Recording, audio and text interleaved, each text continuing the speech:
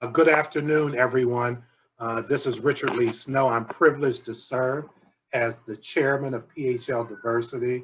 And today I bring greetings on behalf of our executive director, Greg DeShields, who couldn't be with us today, as well as John Kroll, who is the vice chairman of PHL Diversity. John actually oversees all of our committees, but he is just out of surgery and wanted to be with us today to share this important event and to actually bring greetings on behalf of PHL Diversity. But unfortunately, you're stuck with me. So again, thank you all for being on. We are so excited about today's program.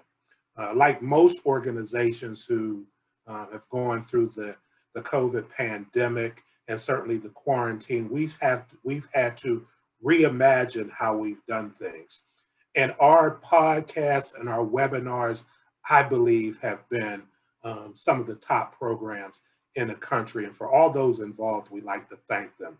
Today, however, we talk about the importance of career connection internships. Do they lead to employment? And we have an outstanding panel to share their thoughts with you, a great moderator, and we are led by an outstanding committee, our education committee. And so to that end, I'd like to introduce Chris Yoakum, who is from our committee, to take us into the program. Enjoy, and we'll be back with you a little bit later. Thank you, Richard. It's my pleasure to be here today and to serve as a member of the PHL Diversity Advisory Board. The past 14 months have seen unprecedented challenges, especially for employees in the hospitality industry. Hotels, restaurants, convention centers, airlines, cruise ships, concert venues, even our local movie theaters have all been impacted by the pandemic. While 2020 has set a dismal record for economic downturn and job losses, we all believe that many are temporary and a return to a new normal is already unfolding in 2021. The situation is not unique, unfortunately. Every industry ebbs and flows with periods of growth, alternating with downturn. I experienced this challenge myself in the mid-1990s in the pharmaceutical industry. And while some aspects were painful and upsetting, my experience led me into a new career path with the life science industry, which provided me more opportunity for growth and success. Not long ago in 2008, the real estate and the housing market collapsed from a rise in interest rates and massive defaults in mortgage loans tied to speculative investments in overpriced housing.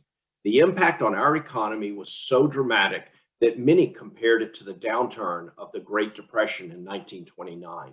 Millions of jobs were lost in the construction industry as demand for new housing collapsed. Millions of individual real estate agents left the industry as business ground to a halt. Today, of course, the housing market has come back stronger with new regulations and safeguards. The market for real estate professionals has bounced back and grown substantially with new jobs that leverage the power of the internet and virtual reality. Online applications and lending have driven demand for new jobs with new skills in e-commerce and the ability to work virtually.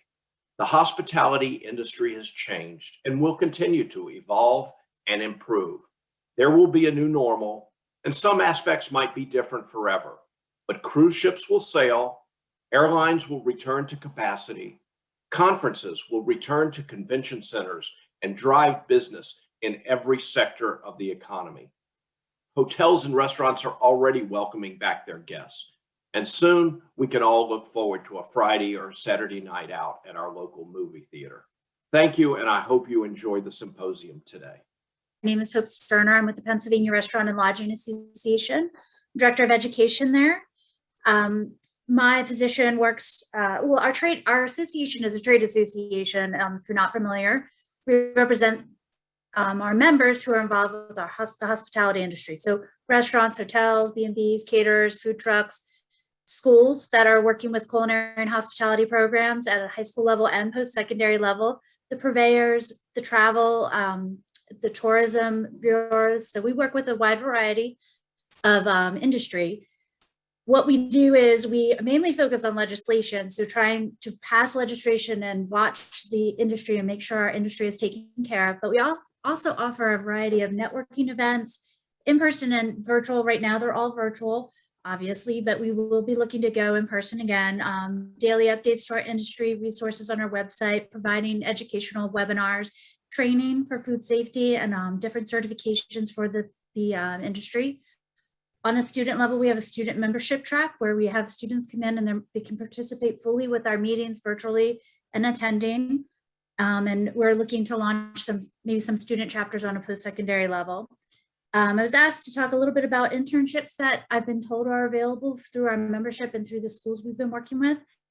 And, obviously there's a demand for staff. So there's a lot of front and back of the house positions that are available, line prep and sous chef, hotel specific in the front of the house, also communication and marketing and social media on a virtual level, food training interns. Hershey is doing a lot of hiring for their new concepts. So there's a wide variety of different avenues that you could go there, supply chains, HR. So, at this time, the internships are out there and so are the job opportunities. And we'll discuss that a little bit more later. Hi, I'm Natalie. I am a recent graduate of Temple University. I graduated last May in the middle of the pandemic. I currently work as an operations manager at the Courtyard Philadelphia South in the Navy Yard. It's part of Marriott's Voyage program, which is a year-long internship that helps recent graduates land jobs in hotels across the world. The Voyage program actually took a little bit of a pause, but I believe they are kicking back up to hiring. And I know Hyatt has a similar program, so it's not just Marriott that has it. So there's a lot of opportunities for this program. I began this job in January 2020, right before my graduation and right before the pandemic hit. So thankfully, when the pandemic did hit and my property furloughed all the employees except the 7 managers, the head engineer, and our front desk employee with the longest seniority, I was allowed to stay on. Unfortunately for me, that meant that I was working a lot of overnight shifts just because I was the youngest, and that's really where they needed me. But helping and staying on during the pandemic taught me so much more about running a hotel than I normally would have learned. I can make a bed in 10 minutes, and I never knew how to do hospital corners, or as they call it here, Marriott corners. And I am forever thankful that I was able to stay on and learn just so much more about running a hotel than I would have in the normal program. That's great to know, Natalie. I've got 3 unmade beds here in my house. Would love to have you stop by once we're done the panel to show at least 2 people how to properly make a bed. But thank you for that, and we'll get back to you in just a moment. Our last panelist, Jen Phones, why don't you take a few minutes to introduce yourself to our audience? Thank you, Raquel. I'm so excited to be here and really honored to participate. I love having an opportunity to just talk to students and, potential people that are excited about hospitality and also senior living.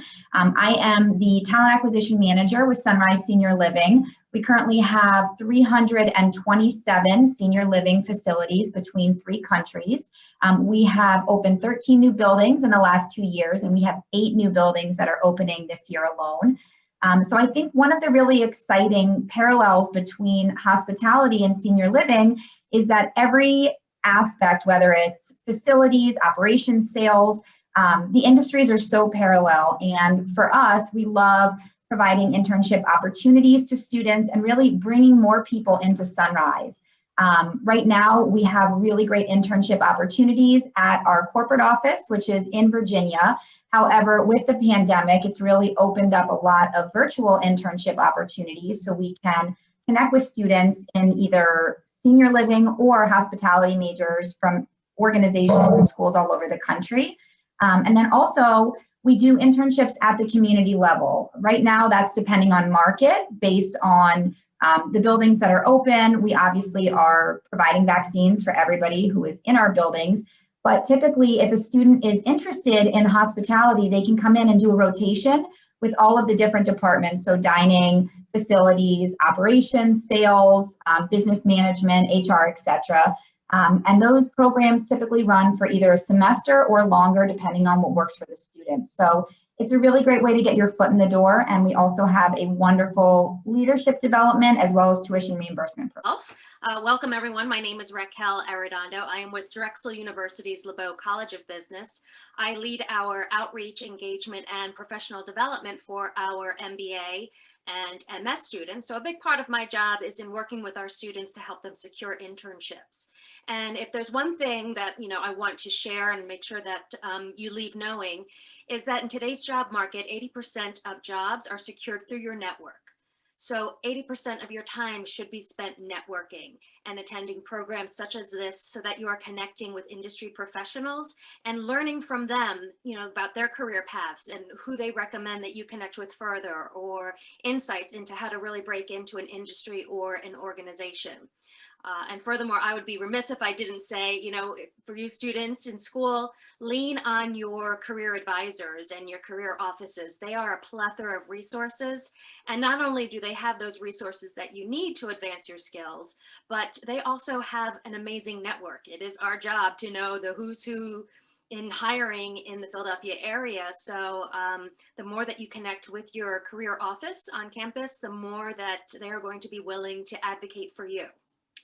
So with all of that, I just wanted to add, if you have any questions, please feel free to throw them into the chat. When we complete our round robin with our panelists, I will head back into the chat and respond to your questions. Let me start off with you, Natalie. As a recent grad, can you tell us how you feel that your internships have prepared you for your career path? Yeah, absolutely. So the really great thing about internships is that they help you decide if this career is something you can do for the rest of your life. If you don't enjoy it for the 3 to 12 months that you're there, you're not going to like it as a career and you're going to be miserable.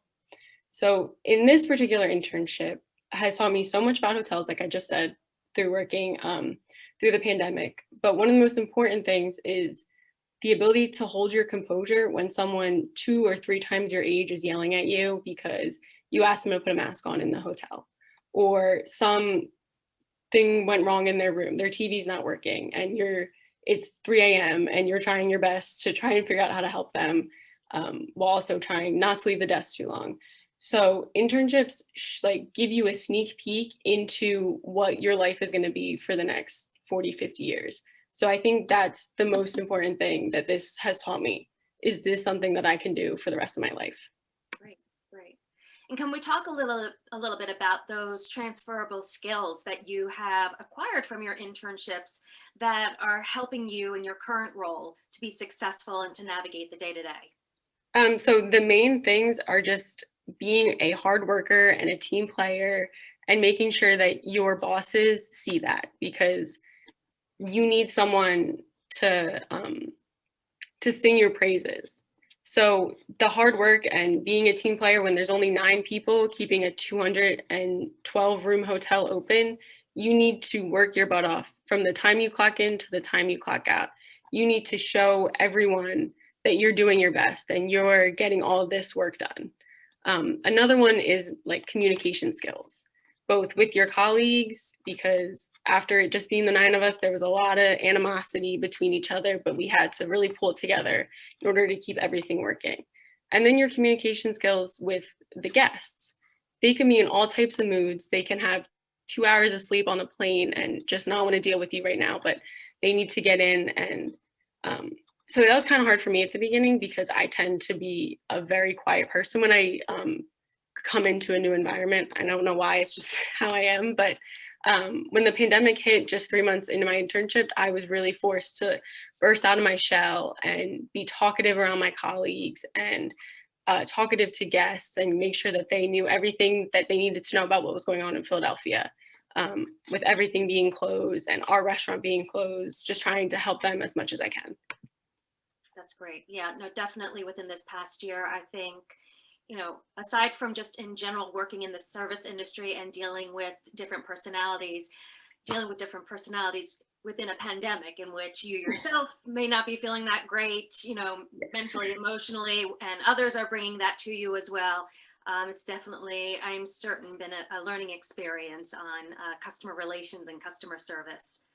Hope, I wanted to kick it over to you as Director of Pennsylvania Restaurant and Lodging Association. Can you talk a little bit about what the job market is like today, and what do internships look like? Sure. We recently just got some data from a survey in April.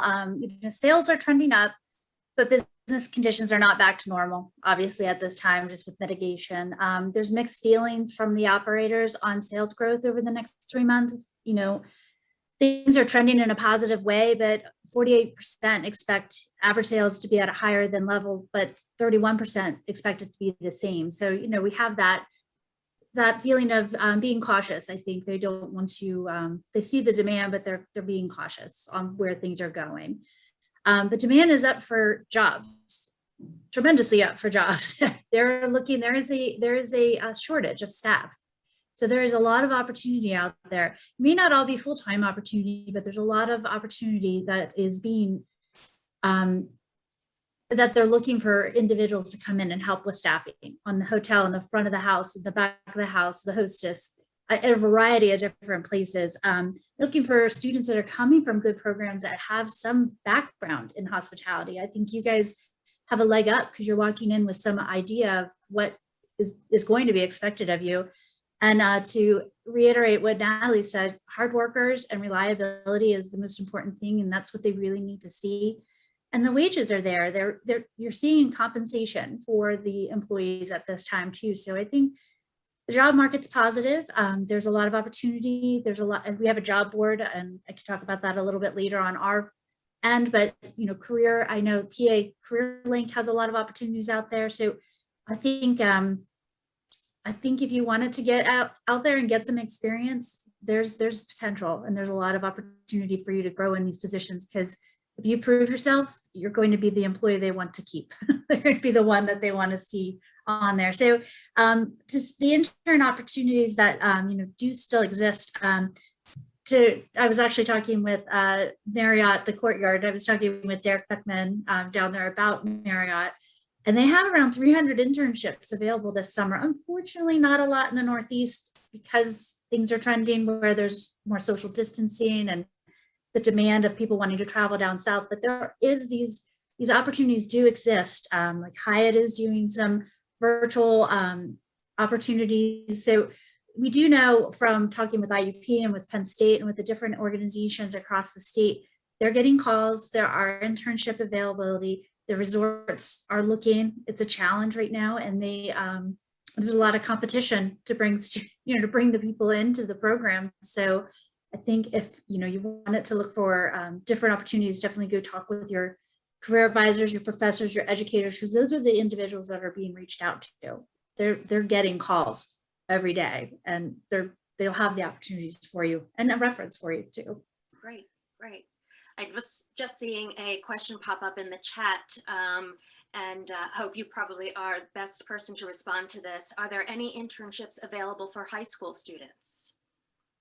That one's a little tougher. I think you could definitely turn any job opportunity that you get over the summer into an internship opportunity if you present it properly to your employer on the skills you're looking to get. These are some of the areas where I would like to, I don't want to just do cash register. I want to learn a little bit about purchasing, a little bit about that. So you can turn any job opportunity into an internship, and have them write you a good letter and bring it back to the school and your educator and turn that into something for your resume also. Okay, great. And you created a great jumping off point for my next question for Jen. Can you talk a little bit about, those non-traditional roles? And, I've always been a huge advocate for, you may not get to that goal that you initially set for yourself, but look for creative ways, look to think outside of the box to find ways in which you can make your way towards that goal. So could you talk a little bit about this non-traditional option, going in towards senior living as an option rather than going, straight into hospitality and tourism? Yeah, absolutely. So just to kind of piggyback off of, my opening statements, there are a lot of synergies between the organizations. Actually, Sunrise and Marriott shared a senior living portfolio a long time ago that Sunrise acquired. But I think that in terms of internships, one thing that we really want to focus on is what the student wants to do in terms of long-term career goals. So if we have somebody that's interested in getting into operations and wants to be a manager in hospitality, our executive directors and working with them, which is a little bit more of a non-traditional internship when you think of hospitality, but all of the day-to-day responsibilities are very similar to running a hotel or, third-party management. The difference is just the care piece. So you're responsible for the upkeep of the building, for working with facilities, for the culinary program and dining. What we really try to sell at Sunrise and in this industry is that hospitality experience. Somebody is not just coming in for a product or to lease a room. This is the entire package. It's food, it's activities, it's programming, it's the facility, it's the amenities. And so really being able to get into that mindset of, yes, it's senior living, but it's also hospitality. We are catering to what our residents are looking for and making sure that that experience they have is completely flawless from the time that they tour to the time that they move in to, if they move out, that customer service has to be there. So really it's everything that you would be doing in terms of operations, but you'd also be learning the clinical aspect as well, which is a nice bonus. We've had a lot of very successful transitions back and forth between senior living and hospitality. I know with COVID and the challenges that we all faced last year, we hired a number of really successful directors of sales from the hospitality industry because they felt that the experience and the way they were interacting with clients or residents was very similar. And those skills can be kind of transferred back and forth between this industry, residential, real estate, hospitality. At the end of the day, we are a third-party management company like so many hospitality organizations. So we have owner groups that own our buildings, and then we manage the buildings themselves. So there's a lot of synergy there. Definitely. And, from my perspective, I've seen some of these amazing senior living facilities over the past decade or so. They are resorts. So I'm fully looking forward to becoming a full-fledged senior citizen and move in and be taken care of by these wonderful hospitality students. We do our best to cater to everybody. Jen, I wondered if you could go into a little more detail about some of the skill set, the similarities between, I guess a traditional hospitality type role and those within senior living.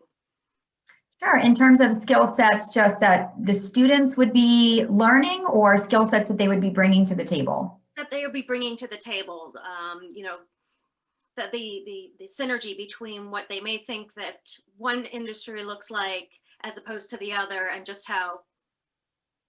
Yeah, absolutely. Well, obviously, depending on, the major and the interest of the students, if somebody is in the culinary field, similar to hospitality, we're really looking for somebody that is going to be creative and innovative with their planning, with their execution, with understanding, what's going to look good on a plate, what's going to taste good, just from an inventory perspective, cost, all of that.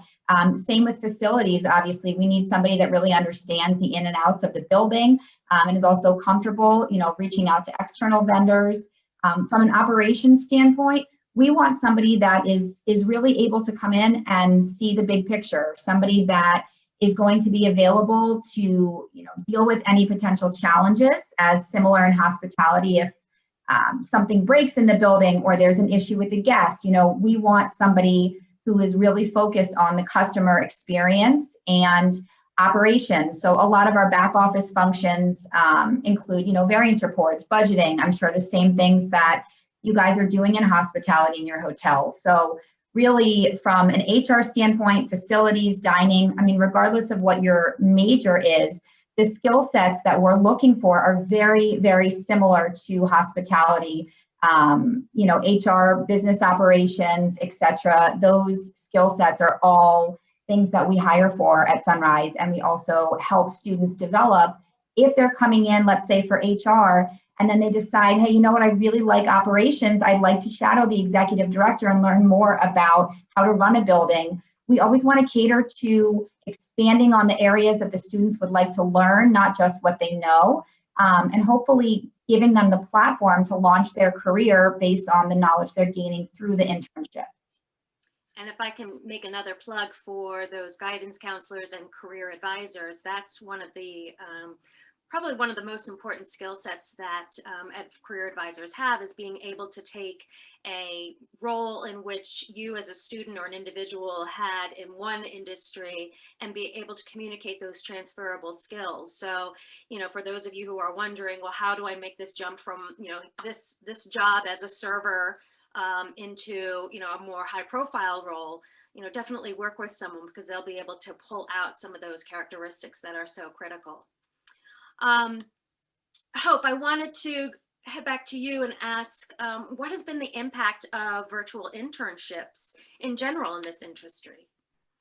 Sure. I mean, obviously, on a culinary side, there wasn't that many, virtual experiences, but there were some. I mean, I know the Hilton is having one this summer where they are going to have the individual work with the F&B team, and they're going to be working on rolling out their seasonal meals and, you know, social media and different ways to promote their meals. I did reach out to some of the schools and asked how they handled their work internship hours at Penn State, at Northampton Community College, a bunch of different schools across the state.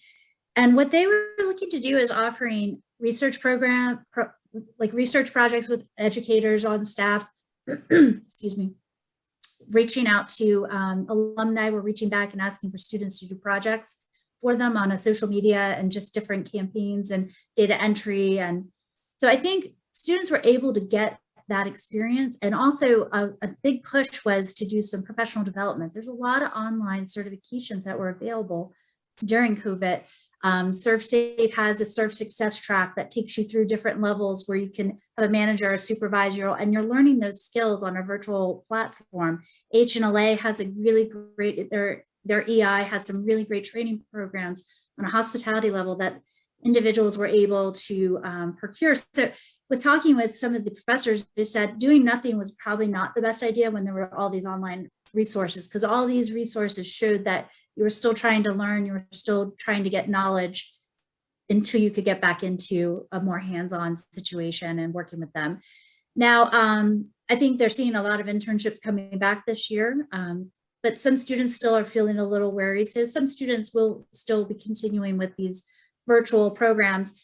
Northampton Community College was just talking to me about the program they put together. It was really neat. They used competencies from the National College of Association Education. I think I just said it right. And they developed a whole program where they worked with a mentor during the week, and they did networking town halls. So I think schools were innovative in trying to get everybody to talk and network still. And so I think that the impact will be that the students still got a really good experience to help them bridge on to the next internship in person. That's great. Great. Thank you. Mm-hmm. Natalie, I wanted to have you answer this question, because there has been in the chat, let me see here, I want to be correct.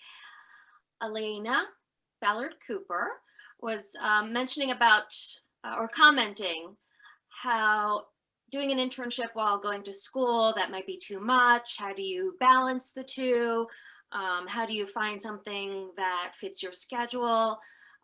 So I wanted to get your thoughts about that, you know, in terms of juggling both, because that's a very real reality that students face. Yes.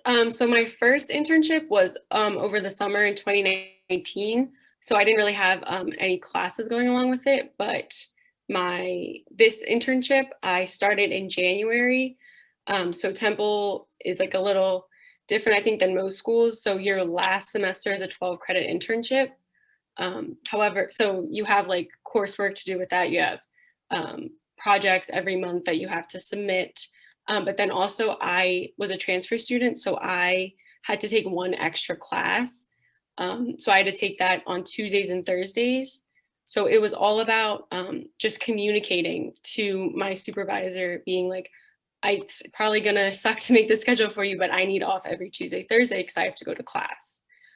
So I would suggest in your internship and taking classes to either do an internship that's only 2-3 days a week, or have a light course load of classes because it is a college course. You are doing a lot of work. You have to write a lot of essays. You have to be in class for 5-6 hours a day. So it's a lot about who you are as a person, and you know yourself better than anyone. Is, do you think you would be able to handle doing it all?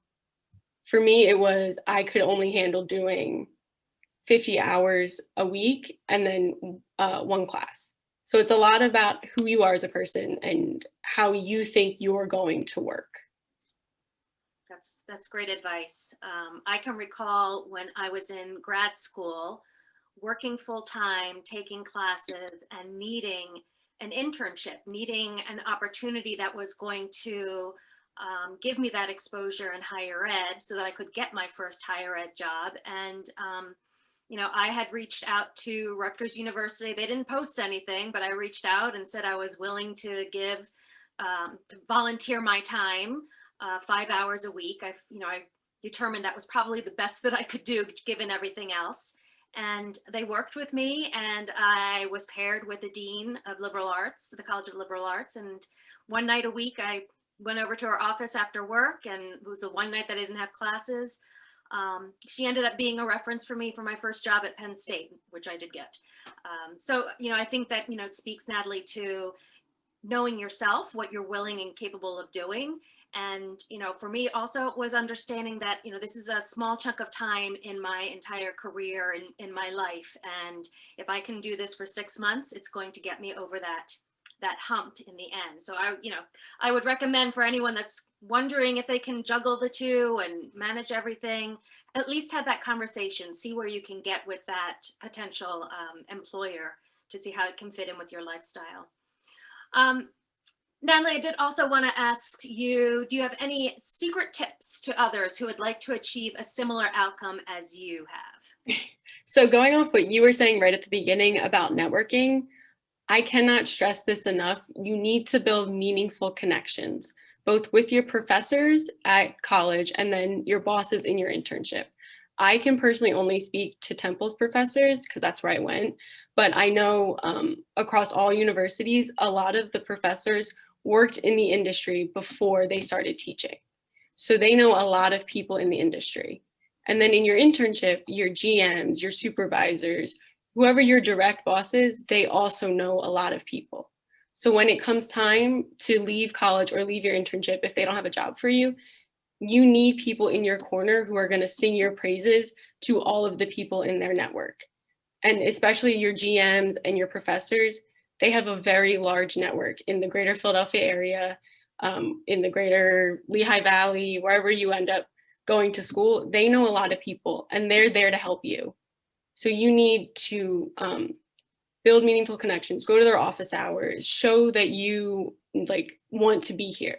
And then when you're at your internship, you need to be the hardest worker you can be, because you need to show them that when it comes time,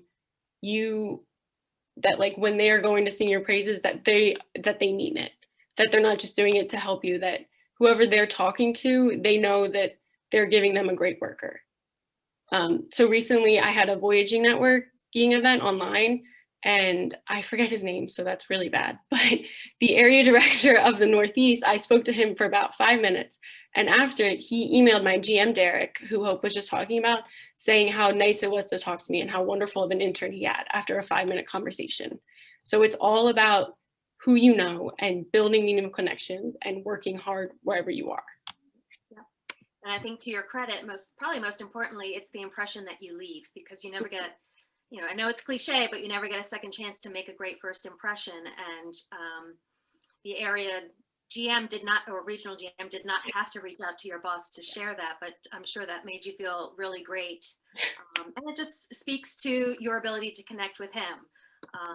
Those are qualities that, you know, a lot of people don't realize, but, you know, every contact, every individual that you connect with, you never know who is within their sphere of influence or how that might come around to help you out. Maybe not the following week, it could be 6 months or 6 years from then, but cultivating a network is really important. Jen, final question for you. Have you, in any of your internship opportunities, have you seen that transition into full-time opportunities? Yes, I'm really happy that you asked that question, Raquel, because I think to Natalie's point, one thing that is so important is making a good first impression, is going in and showing them, you know, what a hard worker you are, where your passion is, where your heart is, where you want to go long term. And one thing I know, at least for Sunrise, that we really pride ourselves on is those connections. We've had a lot of internships turn into full-time opportunities, both at the corporate office and in our buildings. We have 16 senior living communities in the state of Pennsylvania alone. But what I love is if we're opening up a position, let's say in operations or even in investments, because we are, you know, a management company, we've got a great finance team that will go out and identify the new deals. Hey, what do we want to do with this land? Do we want to acquire this? Is this going to be profitable? A lot of times I will get an email from a vice president of a department or a CEO saying, I understand there might be qualified candidates, but this department had this person as an intern last year. They speak very highly of them. This is somebody that I'd like you to speak with first. And it is because those students came in and made a really great impression. We want people that are dedicated, that want to grow in their career, that are hungry. And sometimes you don't see that from a piece of paper, but having an opportunity to get your foot in the door, to make those connections, and to really learn about not only what you want to do, but maybe what you want to do that you didn't go to school for, or you fell into something and you said, you know what, I really like this part of the industry. So we've had a number of interns turn into full-time team members, and those are always the people that are referred to me first for openings. And I think that that just speaks volumes about the importance of those connections, is really proving yourself. That goes a long way in terms of career. Great, thank you. And finally, hope to circle back about, you know, the high school students who are considering a career in the hospitality industry. How have you seen them respond to the downturn in terms of their career options over this past year? Sure. I reached out to a bunch of the high school programs that I work with through ProStart and through just our membership, just to ask them what their numbers look like. How's this year panned out, and where do you see your program going? I saw students were really eager to participate in the competitions and all different projects that we threw at them on virtual, just to do something outside of just the curriculum, because it was challenging this year for a lot of programs, because these programs are more hands-on. It was hybrid. It was then they would go virtual and then they come back in. So it was just a tough time. But the students are excited. The outlook's great. The programs are at full capacity. There's wait lists. People are still enrolling in the program. So, I think the students, if you have a passion for cooking and you have a passion for being in hospitality, I think they're going to sign up. And what I thought was interesting that I saw happening in some of the schools, they were breaking off and creating electives. So not just, a lot of times in a CTC, you're in a program and you're just there. But so then the students that are in the high school don't get to touch any of those pieces. And they've seen a need for some electives in those programs too, where students can get a feel for what, like a hospitality track or a cooking track, so they can get an idea of what that means, because they may want to do that, but they want to stay in their traditional curriculum also. So I think we're seeing some really positive things. Now on post-secondary, it's tough because the numbers are still coming in. I guess you would know that at Drexel. So, they're not sure, but they're seeing their programs. One thing that was interesting, because community colleges, a few of them did go virtual for the year. So students took a year off, but they're seeing the students re-enroll in the fall to complete their degrees. So they see them coming back, which I think is a testament. They took their time and they were smart with their money, and now they're coming back to complete what they started. So I think that's great. And to piggyback off of what Jen was saying, I think internships too, and I've heard from a lot of the groups that they're important for management tracks too. I think when you're in an internship, I think a lot of times that'll translate into more management, moving up in the management track, because of what you're bringing to the table. Everybody's seeing what you have. So I think that's important. And to piggyback off Natalie with networking, I know GPHA was there and the PRLA. I said we have student chapters. I know a lot of your schools have different chapters. I'm getting involved on that level too with your networking with different organizations. That way, it's a great way to network, because I know from our members' perspective, they're very interested to talk to students. They love when students come to events and they get introduced and they can sort of talk to them about what they're doing. And I think it, it seems intimidating, but it shouldn't, because they just want to be mentors. They want to talk to you. They want to be a part of your process through, your progress through this career. So, I think things are positive in my head. Good. Are moving that way. I'm so glad that you said that, because even with MBA students that I work with, they ask me, well, what do I say? And I don't want to bother them. And one of the things that I found really interesting over this past year is just how even more willing professionals are to have these conversations. If not just a distraction from, sitting in front of their computer all day, doing the same thing day in, day out, they welcome those opportunities to speak with students and to learn how they can help. Everybody wants to be that person that could be the catalyst to someone's career change or landing that great job. So that's a great point. Definitely, as you all are embarking on that next phase, that next step, reach out to folks, because you're not going to find that internship or that job in a bubble. It's important to communicate and create a network, a strategic network of folks that will really assist you in getting to that next level. So we are at time for some Q&A, and I did see a question come in here to the panelists. I've always had an interest in the healthcare field. I've worked as a CNA in housekeeping, customer service, etc. Currently, I work on the insurance side of healthcare, and I'm interested in more leadership roles. Although I completed my master's in healthcare during the pandemic, I feel stuck on what to do next. Nursing homes have always had a place in my heart. Where should I start? So, Jen. I was going to say, I think I can take that one. So one thing that I really love about working for Sunrise is that we have incredible leadership development programs that are free for team members, which include tuition reimbursement. But we have coordinator roles that oversee specific departments in our building, similar to a maintenance director, a facilities director, an assisted living director, a business director. And so getting into one of those roles, you have the opportunity to supervise a small department, but you can also enroll in our executive director and training program. It's something that Sunrise offers. It's an 11-month program where you're paired up with a job coach and a mentor. We essentially train you from back office functions to operations to speaking with family members, soup to nuts on how to get into that leadership role. And at the end of that program, in the state of Pennsylvania, specifically for assisted living or personal care, you need your personal care home administrator's license. So we partner with Penn State Abington, and we will pay for the course, which is a 120-hour course and an exam. And you actually have 6 months after stepping into an executive director role to complete that. So coming in as a mid-level manager and enrolling for free in our executive director and training program is a great way to get your foot in the door. And we are so confident on our program. When we look at turnover and attrition, the team members that have gone through our leadership development programs are 70% more tenured over the course of 5 years than team members that have not gone through it. So we really want to set people up for long-term success. That's amazing. And Yes. free is a great price. I love Free is a great, yes, free is a wonderful price. Free makes it more attractive. All right, another question from Mr. Albert Butler. I got my first media job at the station I interned at almost 10 years later. Can you all speak to the importance of maintaining relationships after the internship when it's over?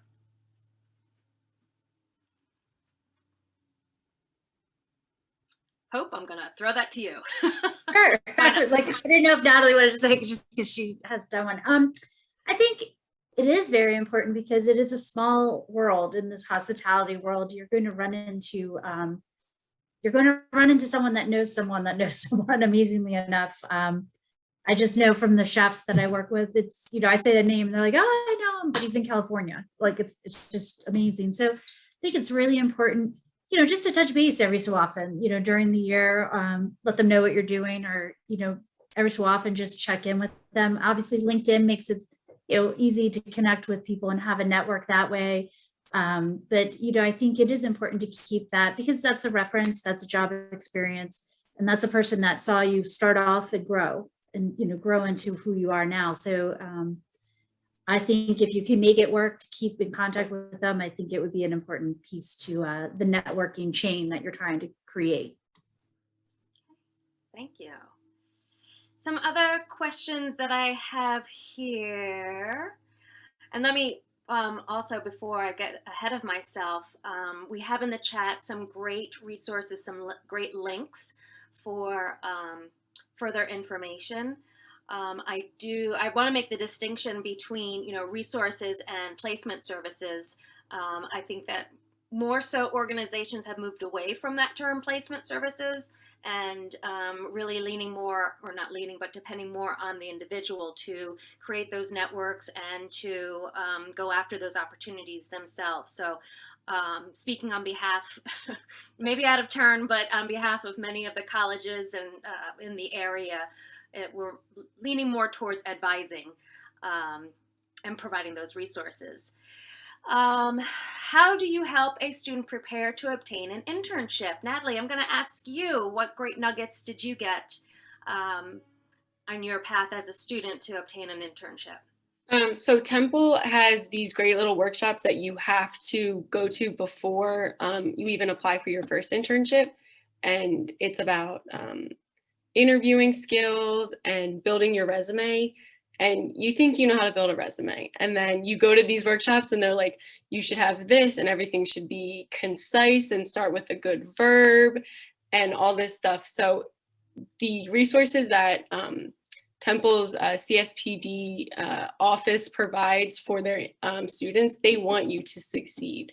So go to all of these workshops, go to all of the things, the speakers they have, because they're there to help you. So really utilize all of the resources that your college is offering because they want you to get a job. They want you to get the internship.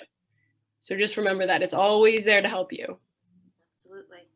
And to Hope's point, within different industries, it's a small, small world. I know about half of that staff over at Temple, within Fox and the CSPD office. Great individuals, great support there.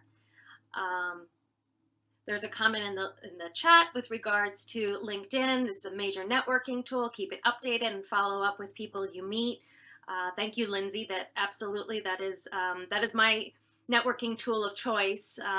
You can, once you have your profile created, you can utilize it as a great way to search for individuals with specific skill sets, search for individuals working within specific organizations, everything to kind of create that network that's going to help you succeed in the future. So before we begin to close things out, I wanted to hear from each of you any final thoughts. Natalie, final thoughts, last recommendations that you have for our audience. Really, it's just work hard, show everyone that you're a hard worker, that you want to be there, and just build as many connections as you can, because who knows who you're going to run into 10 years down the road. So it is really important that you keep up those connections, that you and are just a hard worker. Great. Thank you, Natalie. Jen? I think closing is just, you have to be an advocate for yourself. This is your career. There are going to be people that you meet through internships and connections along the way that are going to help you. But advocate for yourself, think outside the box, do research and try different things and figure out where you want to be in this space. The right people are going to be there along the way to help you. And it's just about you getting in there, improving yourself, and really figuring out where your heart is, and everything falls into place from there. And never underestimate, I know this is a lost art, but never underestimate how powerful it is to write a handwritten thank you card after an interview, even if you don't get the job. Little things like that really set you apart to prospective employers moving forward. So thank you again, Raquel. Great. Thank you, Jen. And Hope. Can't reiterate enough the lost art of handwriting notes. I handwrite notes all the time to people. And I can't tell you how many kids that we've awarded scholarships to, and I love getting that card in the mail saying thank you for it. So I think it does go a long way. Hardworking, I reiterate what she says there. being reliable, be flexible, be open to opportunities. Something may not seem like it fits right into the corner where you're looking, but it may grow into that. Another advice I got from one of the professors was go out and look for be your own advocate. Go out, knock on the doors, go to a hostess desk and say, are you hiring? Go to the hotel and say, I'm looking for an opportunity. Set goals and let your employer know that you want to achieve things, because I think that goes a long way for you to get a meaningful experience, even from your job experience, letting them know that you want to know more than just the one piece you were hired for. And they'll appreciate having you expand into other roles, which could expand into management. So, and join clubs and join network, and make sure that you're getting out there and talking, going to the events that your schools are doing, with the industry, or going to a GPHA or a PRLA event down in the city. That's where you're going to meet people in the most comfortable, laid back, relaxed way. It's not an interview. So I think, take advantage of all those opportunities. Great. Thank you so much. And thank you to all of my panelists, all the attendees, for those great questions. I am going to hand it over to my colleague, Sean Murray, the Assistant Professor of Tourism and Hospitality Management over at Montgomery County College. Sean, for your final remarks or closing remarks. Outstanding. Thank you so much. What an amazing conversation over the past hour. And we really appreciate each of you joining us for our session today. Please join me in thanking our moderator, Raquel Arredondo, Associate Director of Outreach, Engagement, and Professional Development at Drexel University.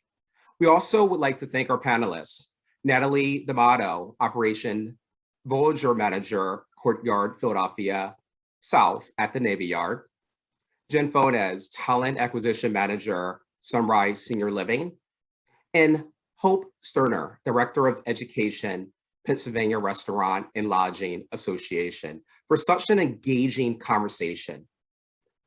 I trust you enjoyed today's webinar and you will return for more. Also, please visit our website at www.phldiversity.com to learn more about our future programming. Thank you so much and have an amazing day.